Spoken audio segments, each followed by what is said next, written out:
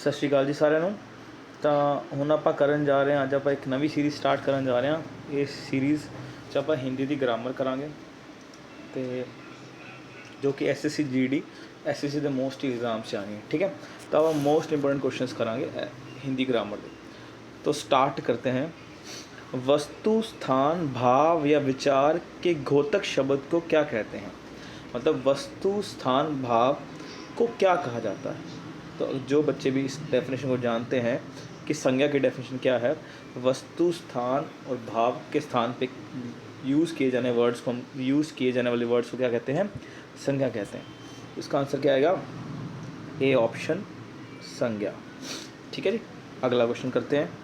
ठीक है जी, अगला, व्युत्पत्ति के आधार पर संज्ञा के कितने भेद हैं? तो व्युत्पत्ति के आधार पर संज्ञा के कितने भेद हैं? संज्ञा के 3 भेद हैं। तो इसका आंसर क्या बनेगा? A option. व्युत्पत्ति के आधार पर संज्ञा के कौन कौन से भेद हैं? एक है रूढ़ संज्ञा, एक है यौगिक संज्ञा, एक है योग रूढ़ संज्ञा। तो टोटल 3 भेद हैं संज्ञा के। ठीक है जी, अगला क्वेश्चन करते हैं। स्त्रीत्व शब्द में कौन सी संज्ञा है? स्त्रीत्व होता है, जैसे स्त्री एक औरत को कहा जाता है, स्त्रीत्व उसके भाव को कहा जाएगा। तो इसका मतलब इसमें कौन सी संज्ञा है? इसमें भाववाचक संज्ञा है। कौन सी? इसका आंसर आएगा सी ऑप्शन, भाववाचक संज्ञा। ठीक है जी, अगला करते हैं। भारतीय शब्द का बहुवचन बताइए। तो भारतीय शब्द का बहुवचन क्या बनेगा आपके हिसाब से? बहुवचन मतलब मल्टीपल, मतलब सिंगुलर से प्लूरल बनाना है। अगर बहुत सारे भारतीय खड़े हो तो हम क्या बोलेंगे? भारतीयों। क्या बोलेंगे? जैसे ये भारतीयों ने किया है, ऐसे बोलेंगे ना। तो इसका आंसर क्या आएगा? ए ऑप्शन, भारतीयों। भारतीयों इसका बहुवचन है। अगला, सूर्य शब्द, सूर्य शब्द का स्त्रीलिंग क्या होगा? हमें बताना है। सूर्य अगर एक जैसे पुल्लिंग है, इसका स्त्रीलिंग क्या बनेगा? तो सूर्य शब्द का स्त्रीलिंग क्या होता है? सूर्या। ये याद रखना है। वो सूर्य है, ये सूर्या। अगर हम सूर्य का स्त्रीलिंग बनाएगा तो बनेगा सूर्या। ठीक है, कुछ चीज़ें आपको याद रखनी चाहिए। ठीक है, कुछ क्वेश्चन ऐसे होते हैं जो हमें याद रखने पड़ते हैं। ठीक है, अगला, बुढ़ापा भी एक प्रकार का अभिशाप है। इस वाक्य में रंगीन शब्द की संज्ञा बताएं। देखो, बुढ़ापा, इसमें रंगीन शब्द कौन सा है? बुढ़ापा। तो हमें बताना है कि बुढ़ापा शब्द का की कौन सी संज्ञा है। तो पता है बुढ़ापा शब्द कौन सी संज्ञा है? जातिवाचक, व्यक्तिवाचक, भाववाचक, इनमें से कोई नहीं। जातिवाचक वो होती है जिसमें हम पूरी जाति का ज्ञान दें। व्यक्तिवाचक जब हम किसी स्पेशल चीज़ का नाम लें, जैसे ताजमहल, आगरा, दिल्ली, ऐसे। तो ये कौन सी है? एक भाव को बता रही है। तो इसका आंसर क्या आएगा? भाववाचक संज्ञा। ठीक है जी, अगला, निम्नलिखित शब्दों में से कौन सा शब्द संज्ञा है? हमें बताना है इनमें से कौन सा शब्द संज्ञा है। ठीक है, तो ऑप्शन कौन कौन से हैं?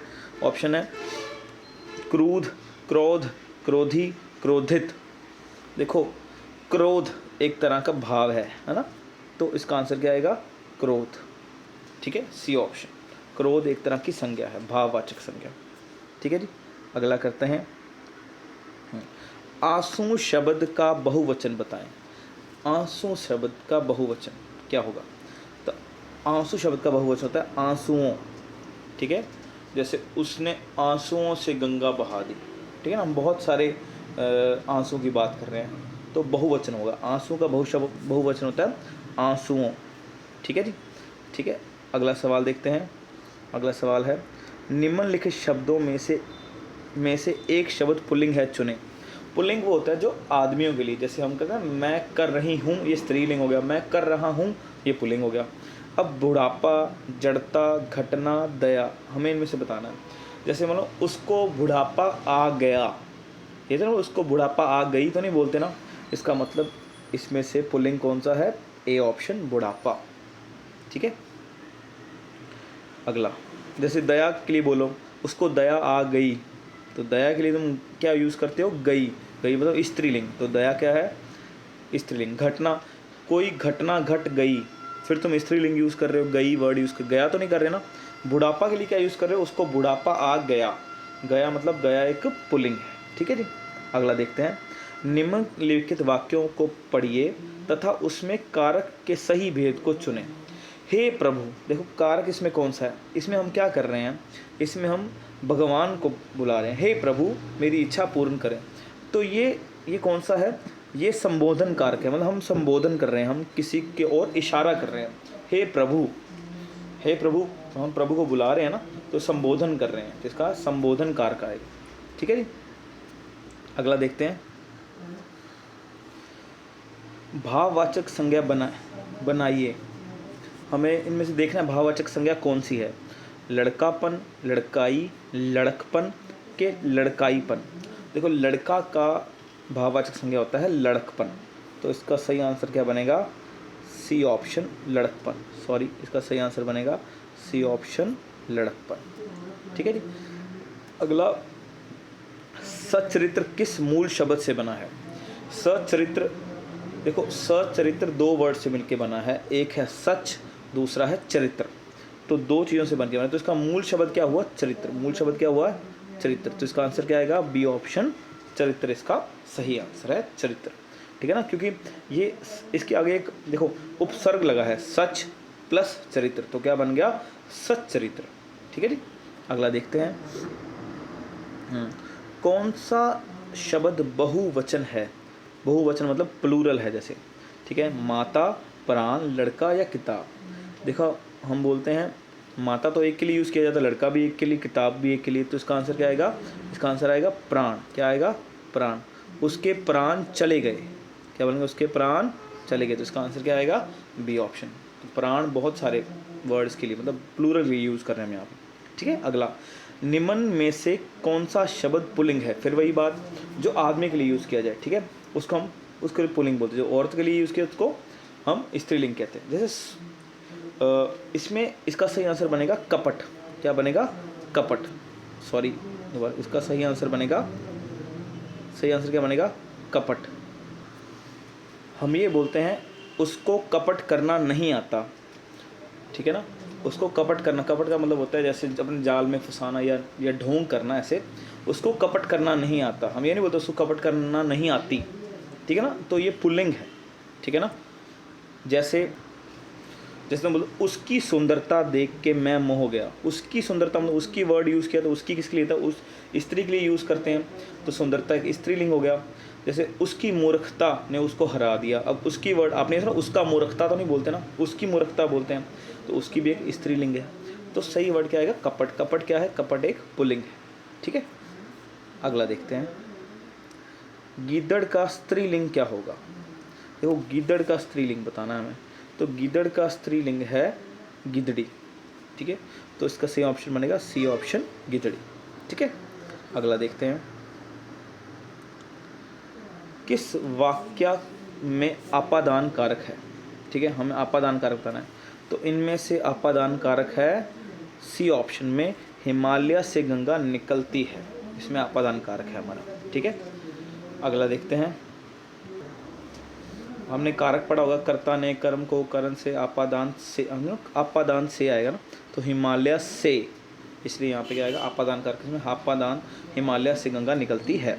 अगला, हिंदी में शब्दों का लिंग निर्धारण किसके आधार पे किया जाता है। तो हिंदी में जो शब्दों का लिंग निर्धारण संज्ञा के आधार पे किया जाता है। किसके आधार पे किया जाता है, संज्ञा के आधार पे, ये आपको याद रखना पड़ेगा। ठीक है। अगला देखते हैं, निम्न में से भाववाचक संज्ञा कौन सी, हमें बतानी है कि भाववाचक संज्ञा कौन सी इसमें। ठीक है।